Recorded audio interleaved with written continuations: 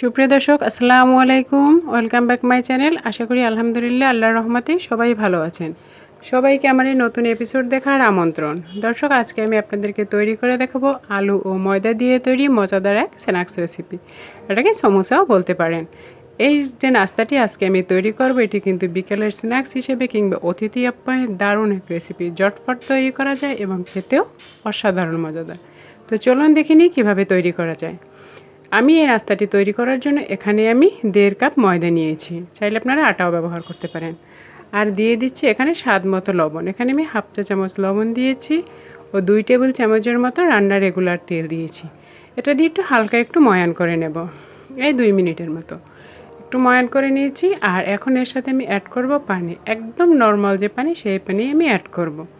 কারণ এই যে আমি যে ডোটা তৈরি করব এটা না শক্ত না নরম, এরকম একটি ডো তৈরি করব, জাস্ট আমরা যেরকম পরাটা কিংবা রুটি বানাতে যেরকম ডো তৈরি করি। তো দর্শক, আমি 4-5 মিনিটের মতো মেখে নিলাম আর আমার ডো মাখা তৈরি। এখন আমি এই ময়দা ডোটাকে রেস্টে রেখে দেবো। আর রেস্টে রাখার জন্য আমি প্রথমে একটু তেল মেখে নেব, সামান্য একটু তেল লাগিয়ে নেব যাতে এটা ড্রাই না হয়ে যায়। আর উপরে একটি ঢাকনা চাপা দিয়ে এটাকে আমি 10 মিনিট রেস্টে রেখে দেবো। এখন আমি এটাকে পাশে সরিয়ে নিচ্ছি। আর এখন আমি তৈরি করে নেব এর ভিতরে যে পুর তৈরি করব। আর পুর তৈরি করব সম্পূর্ণ আলু দিয়ে, সেজন্য আমি এখানে 2টি সিদ্ধ আলু নিয়েছি। আলু দুটোকে এখন আমি ম্যাশ করে নেব। আমি একটি পটেটো ম্যাশার দিয়ে ম্যাশ করে নিয়েছি, আপনারা যে কোনো কিছু দিয়েই ম্যাশ করে নিতে পারবেন। তবে ম্যাশ করার সময় অবশ্যই খেয়াল রাখবেন আলুর যেন দলা দলা ছোটো ছোটো গুটুলি গুটুলি না থাকে। তো আমার আলু ম্যাশ করা হয়ে গেছে। এর সাথে অ্যাড করে দিচ্ছি 2 টেবিল চামচ কর্নফ্লাওয়ার। আর দিয়ে দিচ্ছি হাফ চা চামচ লাল মরিচের গুঁড়া, হাফ চা চামচ ভাজা জিরার গুঁড়া, হাফ চা চামচ কালো গোলমরিচের গুঁড়া। আর দিয়ে দিচ্ছি 1/4 চা চামচ ধনিয়া গুঁড়া, 1 চা চামচ চাট মশলা, স্বাদ মতো লবণ ও দিয়ে দিচ্ছি হাফ চা চামচ চিলি ফ্লেক্স। এখন আমি সমস্ত উপকরণগুলোকে ভালো করে মিশিয়ে নিচ্ছি। সুন্দর করে মিক্স করে নিতে হবে যাতে এর ভিতরে কোথাও দলা দলা না থাকে। তো দর্শক, আমার কিন্তু ভিতরে পুর তৈরি করা কমপ্লিট। আর এদিকে 10 মিনিটও হয়ে গেছে। এখন আমি আটার কাছে চলে এসেছি। তো দেখুন আমার আটাটা কিন্তু আগের চেয়ে বেশ নরম হয়ে গেছে। এখন এটাকে আমি আরও 2 মিনিটের মতো মথে নেব। তো দর্শক, আমার এটা মথা হয়ে গেছে। আর এখন আমি এটাকে সমান 2টে ভাগে ভাগ করে নিলাম। এখন আমি এটা দিয়ে একটা রুটি তৈরি করব।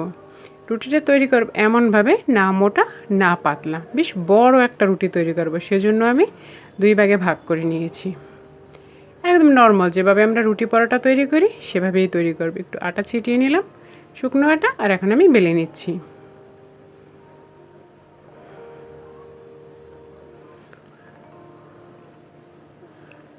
তো দর্শক, আমার বেলা হয়ে গেছে, দেখছেন বেশ বড় সড়ো একটা রুটি বানিয়েছি। আর এক পরোটা যতটা মোটা রাখি ঠিক সেরকম মোটা করে রেখেছি। আর এই যে রুটিটা বেললাম এর ঠিক মাঝ বরাবর একটা বাটি দিয়ে দিলাম। আর এটা চারপাশ ঘুরিয়ে আমি যে আলুর পুর তৈরি করেছি সে পুর ঘুরিয়ে সুন্দর করে মিলিয়ে দেব।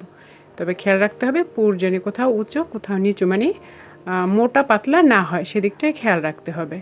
তো আমার পুর মেশানো হয়ে গেছে আর উপর থেকে বাটিটা তুলে নিলাম। এখন আমি এটাকে কেটে নেব, চারোদিক থেকে এরকম কেটে নেব। দেখুন কাটা কিন্তু খুব সহজ, আপনারা একটু খেয়াল করলে আপনারাও কেটে নিতে পারবেন। তো আমার কাটা হয়ে গেছে, এখানে প্রায় 15-16টা পিস হয়েছে। আর এটা দিয়ে এখন খুব সহজেই নাস্তাটা কীভাবে তৈরি করছি দেখে নিন। এই যে আমি একটু ফোল্ড করে উঠিয়ে নিলাম। আচ্ছা, শেষের যে মাথাটা সেখানে একটু পানি লাগিয়ে নেব। পানি লাগিয়ে লাস্টে এটা ফোল্ড করব যাতে এটা খুলে না যায়। তো দর্শক দেখুন আমার একটি নাস্তা কিন্তু সম্পূর্ণভাবে তৈরি করা হয়ে গেছে। আর একইভাবে আমি সমস্ত নাস্তাগুলোই তৈরি করব। তো আপনাদের বোঝার সুবিধার্থে আমি আরও একটি নাস্তা তৈরি করে দেখাচ্ছি। এই যে দেখুন একদম সহজ, আপনারা একটু খেয়াল করলেই চেষ্টা করলে অবশ্যই পারবেন। তো আমি একইভাবে সমস্ত নাস্তাগুলোকেই আমি বানিয়ে নিলাম। এই যে দেখুন, আর এখন চলে যাব এগুলো ভাজতে। তো ভাজার জন্য আমি আগেই একটি প্যানে তেল গরম দিয়ে দিয়েছি। তেলটা মোটামুটি বেশ ভালোই গরম হয়ে গেছে। আর এখন চুলার আঁচটা মিডিয়াম আঁচে রেখে আমি এগুলোকে ভাজবো যতক্ষণে না এটার গোল্ডেন ব্রাউন কালার চলে আসে। তো আমি এগুলো ভাজতে আছি। দেখুন খুবই সহজ, কিন্তু চুলার আঁচটা অতিরিক্ত বাড়ানো যাবে না। অতিরিক্ত বাড়ালে কিন্তু পুড়ে যাবে, খেতে ভালো লাগবে না, তিতা লাগবে। আর দর্শক যারা আমার ভিডিওটি দেখছেন, যদি আমার ভিডিওটি এতটুকু ভালো লাগে প্লিজ একটি লাইক দিয়ে চাইলে চ্যানেলটিকে সাবস্ক্রাইব করতে পারেন। আর যদি অলরেডি এই কাজটি করে থাকেন আপনাদের সবাইকে অসংখ্য অসংখ্য ধন্যবাদ। তো দর্শক আমার কিন্তু এই যে বিকেলের স্ন্যাক্সগুলো ভাজা হয়ে গেছে, আর একইভাবে আমি বাকি যে স্ন্যাক্সগুলো আছে এগুলোকেও ভেজে নেব। তো দেখছেন মাশাআল্লাহ কত সুন্দর কালার চলে এসে, আর খেতেও কিন্তু একদম মুচমুচে। তো দর্শক আমার সমস্ত নাস্তাগুলো ভাজা হয়ে গেছে, দেখলেন তো মাশাআল্লাহ কত সুন্দর হয়েছে এবং খেতেও কিন্তু দারুণ। আর কত অল্প সময় এরকম মজাদার স্ন্যাক্স তৈরি করা যায়, চায়ের আড্ডায় কিংবা বন্ধুবান্ধবের আড্ডায় কিংবা অতিথি আপ্যায়নে যখনই তৈরি করেন না কেন ছোট বড় সবাই কিন্তু অনায়াসেই পছন্দ করবে। আর এই স্ন্যাক্সটি গরম গরম টমেটো সসের সাথে কিন্তু দারুণ লাগে।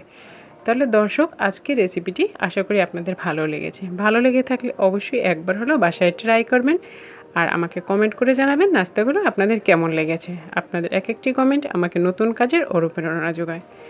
যদি দর্শক আজকের রেসিপিটি আপনাদের ভালো লাগে চাইলে আমার চ্যানেলটিকে সাবস্ক্রাইব করে নিয়মিত আমার চ্যানেলের সঙ্গেই থাকতে পারেন এরকম সহজ ও মজার মজার রেসিপির জন্য। তো আজ এ পর্যন্তই, দেখা হবে নতুন এপিসোডে নতুন সময়। আল্লাহ হাফেজ, আসসালামু আলাইকুম।